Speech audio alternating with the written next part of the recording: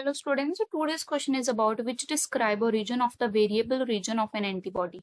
Variable region of an antibody. So first of all, we have to talk about the antibody before moving to the options. So what is antibody? So antibody is something that protect us against the infection. Protect us against the foreign agents. And what are the foreign agents? So these can be any pathogen. These can be any type of pathogen, be it virus, bacteria, or anything. So antibody, its structure is like this. So its structure is like this. It is Y-shaped. It is having the Y-shaped structure.